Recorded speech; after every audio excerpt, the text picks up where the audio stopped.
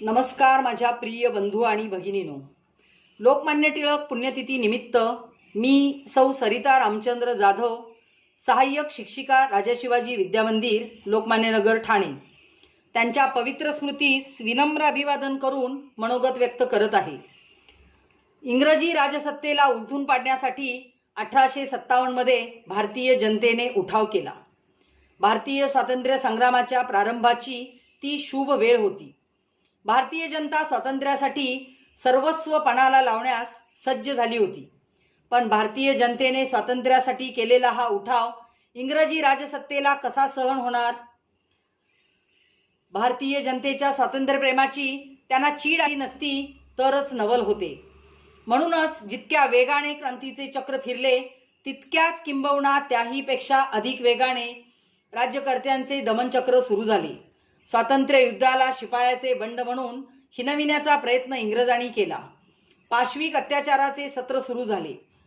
अभूतपूर्व क्रांती दडपून टाकण्याचा नाना तऱ्हेचा प्रयत्न इंग्रजांनी केला. असंख्य क्रांतिकारकांना प्राणांचे बलिदान करावे लागले. एकीकडे भारतीय जनतेच्या या उठावाला दडपून टाकण्यासाठी राज्यकर्त्यांचे अविरत प्रयत्न, तर दुसरीकडे भारतीय स्वातंत्र्यासाठी प्राणांचे बलिदान करण्याची अहमहमिका. काला आदमी अन्यायाचा प्रतिकार करू शकतो याची जाणीव इंग्रजी राजसत्तेला झाली. राज्यकर्त्यांचे दुष्टदमनचक्र वेगाने फिरू लागले. त्यामुळे क्रांतीला अपयश येण्याचे चिन्ह दिसत होते. जनमानसात निराशा पसरत होती. समाज किंकर्तव्यमूढ बनू पाहत होता. अशा निराश परिस्थितीत महाराष्ट्राच्या गिरीकंदरात स्वराज्य हा माझा जन्मसिद्ध हक्क आहे आणि तो मी मिळविणारच अशी सिंहगर्जना घुमली. हतोत्साह झालेल्या भारतीय जनतेला नवचैतन्य देणारी ही सिंहगर्जना कोणाची होती? इंग्रजी राजसत्तेच्या तोफांच्या भडीमारासमोर प्रखरतेने स्वराज्याची मागणी करणारा हा नरशार्दूल कोण? लोकमान्य बाळ गंगाधर टिळक. भारतीय जनतेला काय हवे होते? हताशनी निराश झालेल्या मनाला उत्साहाचा संदेश हवा होता. किंकर्तव्यमूढ झालेल्या भारतीय जनतेला कर्तव्याचा मार्ग दाखविणारा कुशल मार्गदर्शक हवा होता. लोकमान्य टिळकांच्या नेतृत्वाने भारतीय स्वातंत्र्य संग्रामाचे तारू योग्य दिशेने मार्गक्रमण करू लागले. म्हणूनच भारतीय स्वातंत्र्य प्राप्तीच्या इतिहासात लोकमान्य टिळकांचे स्थान अनन्यसाधारण आहे. 1857च्या स्वातंत्र्य युद्धाची सुरुवात मंगल पांडेंनी केली. स्वातंत्र्य आणि देशाभिमान भारतीय जनतेच्या हृदयपटलावर कोरण्याचे काम लोकमान्य टिळकांनी आपल्या वाणीने आणि लेखणीने केले. कार्यासाठी त्यांनी आपला देह चंदनाप्रमाणे झिजविला. बालपणापासूनच लोकमान्य टिळकांचे लोकोत्तर गुण प्रत्ययाला येऊ लागले. शालेय जीवनात प्रखर बुद्धीचा व उग्र प्रकृतीचा विद्यार्थी म्हणून त्यांची ख्याती होती. त्यांच्या प्रखर बुद्धीमुळे कधीकधी शिक्षकांनाही नमते घ्यावे लागे. कॉलेजच्या वातावरणात त्यांनी पाऊल टाकले तेव्हा त्यांना आगरकरांसारखा ध्येयवादी मित्र मिळाला. कॉलेजच्या विश्वात सभोवतालची इतरांची ख्यालीखुशाली सुरू असताना हे दोन ध्येयवेडे तासनतास देशहिताच्या आणि भविष्याच्या गूढ समस्येविषयी चर्चा करताना आढळत. मोहमायी वातावरण असूनही ते कमलपत्राप्रमाणे अलिप्त राहिले यातच टिळकांचे मोठेपण होते. मुंबई विश्व महाविद्यालयातून 1876 मध्ये ते BA झाले. 1879 मध्ये ते कायद्याची परीक्षा उत्तीर्ण झाले. लोकमान्य टिळक वकील झाले, पण त्यांनी वकिलीचा व्यवसाय केला नाही. व्यक्तिगत स्वार्थासाठी वकिली करण्यापेक्षा देशाच्या स्वातंत्र्यासाठी वकिली केलेली अधिक श्रेयस्कर असे त्यांना वाटले. राष्ट्रभक्तीने ओतप्रोत भरलेला हा तरुण वकिलीची परीक्षा उत्तीर्ण झाल्यावरही वकिलीकडे पाठ फिरवून निस्वार्थपणे देशसेवा करू लागला. आपल्या कार्याची सुरुवात त्यांनी शाळेपासून केली.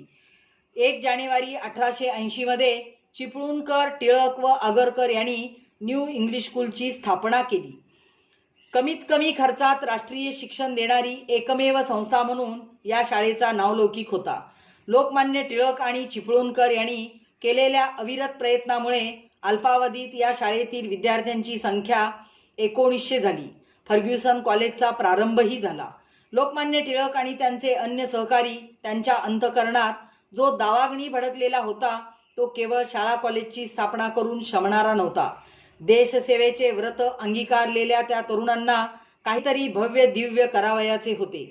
म्हणून लोकजागृती करण्याच्या उद्देशाने त्यांनी 1881 मध्ये मराठा आणि केसरी या 2 वृत्तपत्राचे संपादन सुरू केले.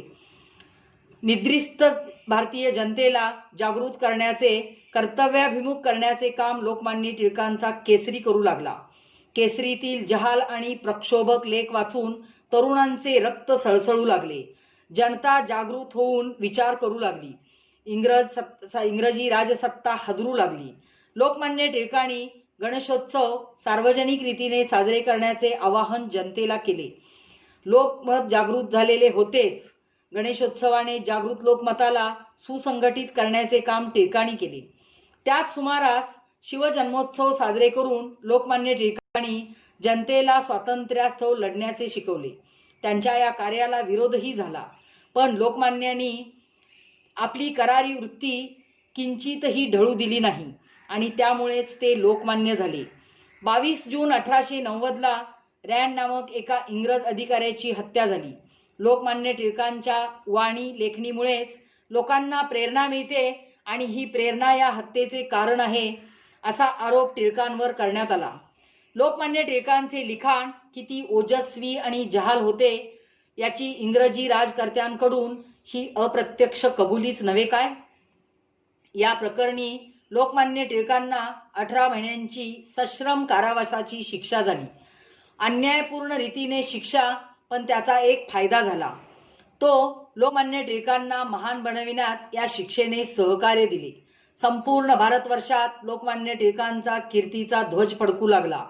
कोल्हापूरचे दिवाण श्रीयुत बर्वे यांच्या मानहानीच्या प्रकरणी लोकमान्य टिळकांना 40 महिन्यांची सजा झाली. लोकमान्य टिळकांसारख्या महान नेत्याला सजा होऊ नये म्हणून अनेकांनी प्रयत्न केले. काहींनी असे सुचविले की लोकमान्य टिळकांनी माफी मागावी. बंदीस देवशाळा, बेडीस पुष्पमाला, हातास माणू झोला, काळाशी खेळू खेळा. आम्ही स्वराष्ट्र संत, करू मातृभू स्वतंत्र, वारुण पारतंत्र, करू राष्ट्रभू स्वतंत्र.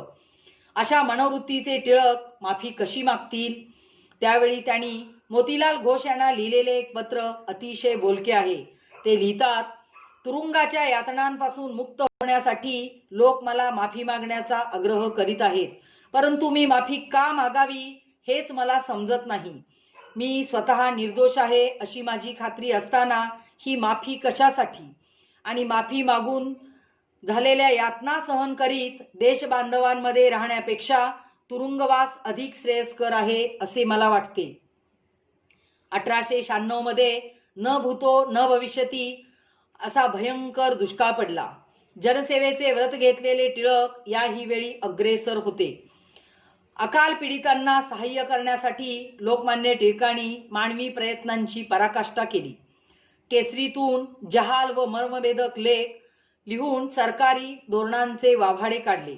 बंगालच्या फाळणीला लोकमान्य टिळकांनी दाखविलेला प्रखर विरोध पाहून राज्यकर्ते स्तिमित झाले. प्रांतवादाची अकुंचित सीमा ओलांडून ह्या राष्ट्रपुरुषाने बंगालच्या फाळणीला विरोध केला. आज प्रांताच्या सीमा ठरविण्यासाठी भीषण दंगली होत असताना लोकमान्य टिळकांच्या कार्याचे महत्त्व प्रखरतेने जाणवू लागते. लोकमान्य टिळकांच्या कार्याचा व्याप वाढत होता. देशात वैचारिक क्रांतीचे वारे वाहू लागले होते. 1857च्या अपयशामुळे खचून गेलेला भारतीय समाज लोकमान्य टिळकांच्या कुशल नेतृत्वाखाली एकसंघ होऊन स्वातंत्र्यासाठी आत्मार्पण करण्यास सज्ज झाला होता. आणि नेमकी हीच गोष्ट इंग्रजांना नको होती. इंग्रजांच्या भारतातील अनिर्बंध सत्तेला लोकमान्य टिळकांनी जनतेच्या सहकार्याने आवाहन दिले होते. त्यामुळे इंग्रज सरकार चिडून गेले होते. अनेक प्रकारे लोकमान्य टिळकांचा काटा काढण्यास इंग्रज सरकार संधीची वाटच पाहत होते. 1908 मध्ये ती संधी राज्यकर्त्यांना मिळाली. त्यांच्या जहाल लिखाणामुळे इंग्रज सरकार अस्वस्थ झाले होते.